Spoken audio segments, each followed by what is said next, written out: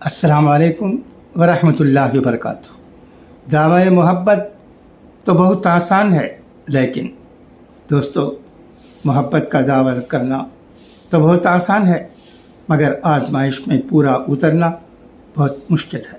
ہاں، البتہ ہمارے اسلاف و اکابر نے آپ صلی اللہ علیہ وسلم سے سچی محبت کا نمونہ پیش کیا ہے اور امتحان کے موقع پر سچے اترے ہیں۔ حضرت امام مالک رحمۃ اللہ علیہ کا غایت ادب۔ حضرت امام مالک رحمۃ اللہ علیہ جو 4 ائمہ میں بڑے مشہور امام ہیں، مدینہ منورہ میں ان کا قیام تھا، اور اس سرزمین پاک کے ادب کا یہ حال تھا کہ بغیر جوتے پہنے ننگے پیر چلتے تھے۔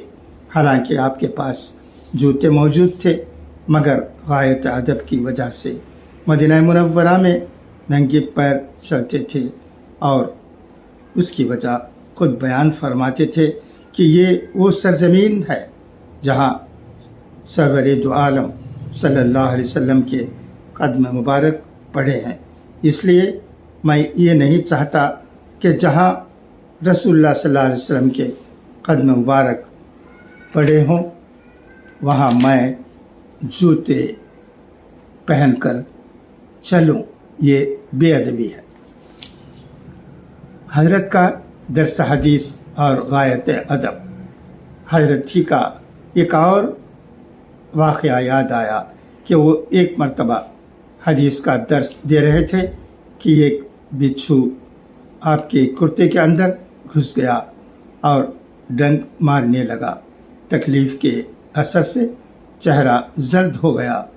اندازہ لگائیں بچھو کے ڈنک مارنے سے کیسی تکلیف ہوئی ہوگی، مگر آپ اسی حالت میں حدیث پڑھانے میں مشغول رہے۔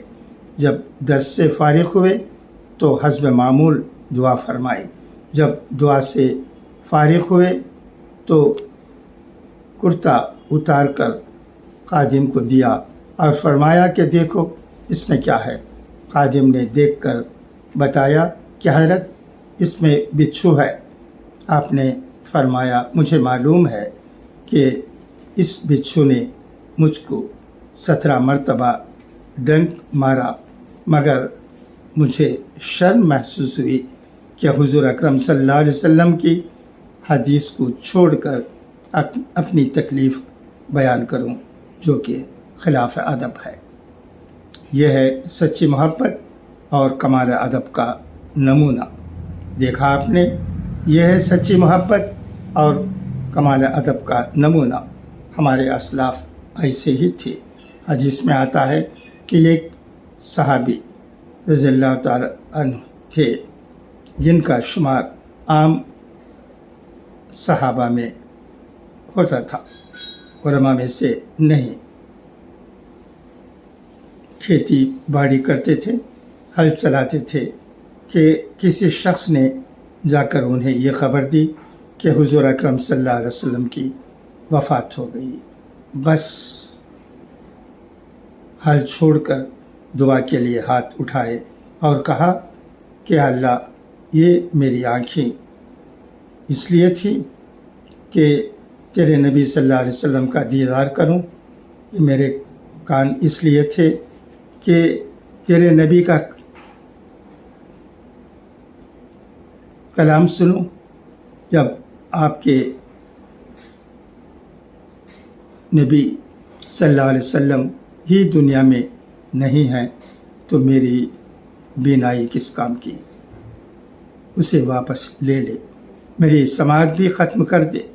اب میں نابینا اور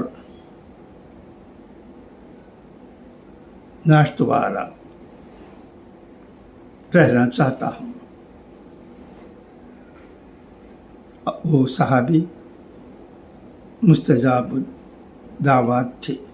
اسی وقت دعا قبول ہوئی اور نابینا اور ناشنوا ہو گئے۔ پھر مرتے دم تک نہ کسی کی صورت دیکھی اور نہ ہی کسی کی آواز سنی۔ تو گیا انہوں نے اپنی بینائی اور سنوائی آنکھ اور کان کا مقصد صرف اور صرف اللہ کے رسول صلی اللہ علیہ وسلم کا کلام سننا اور جمال مبارک کا دیکھنا بنا لیا تھا۔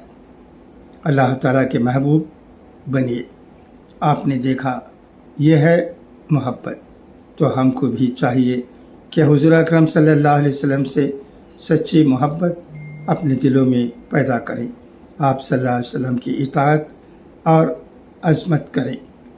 اسی کو فرماتے ہیں قل ان کنتم تحبون اللہ فاتبعونی یحببکم اللہ ویغفر لکم ذنوبکم واللہ غفور الرحیم، یعنی اگر تم اللہ سے محبت کرنا چاہتے ہو تو حضور اکرم صلی اللہ علیہ وسلم کی سچی اتباع کرو، اس طرح اللہ تعالیٰ خود تم سے محبت کرنے لگے گا، محب کی محبوب بن جاؤ گے۔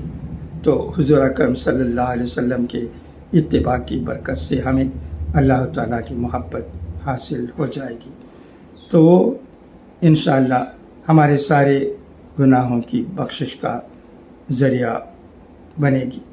بس اب میں اسی بات پر ختم کرتا ہوں۔ دعا کیجیے کہ اللہ تعالیٰ ہمیں حضور اکرم صلی اللہ علیہ وسلم سے سچی محبت اور آپ صلی اللہ علیہ وسلم کی سچی اطاعت کی توفیق عطا فرمائے، آمین۔ وآخر دعوانا ان الحمد للہ رب العالمین۔